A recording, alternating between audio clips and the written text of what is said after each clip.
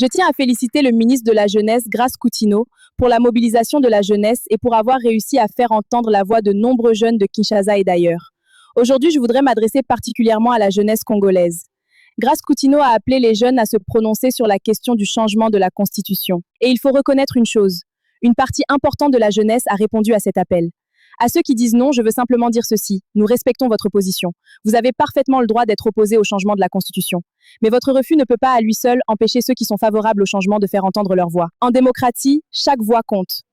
Nous, de notre côté, nous constatons qu'un nombre important de jeunes se sont mobilisés et se sont prononcés en faveur du changement. C'est cette mobilisation que nous voulons saluer aujourd'hui.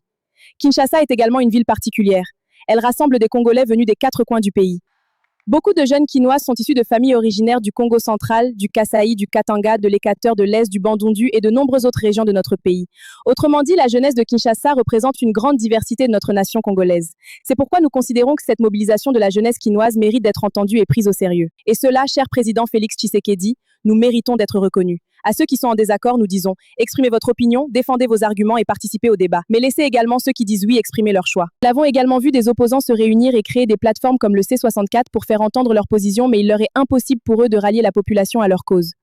Aujourd'hui, Grace Coutinho nous prouve qu'elle est plus forte que tous ses opposants réunis. Elle a réussi à mobiliser une partie importante de la jeunesse autour de cette question. Nous devons permettre à la jeunesse congolaise de participer pleinement aux grandes décisions qui concernent l'avenir de notre pays. Alors je tiens encore une fois à féliciter le ministre de la Jeunesse, Grace Coutinho, pour cette mobilisation. Nous allons continuer à sensibiliser, à expliquer notre position et à encourager les jeunes à participer au débat. Si vous dites non, faites entendre votre non.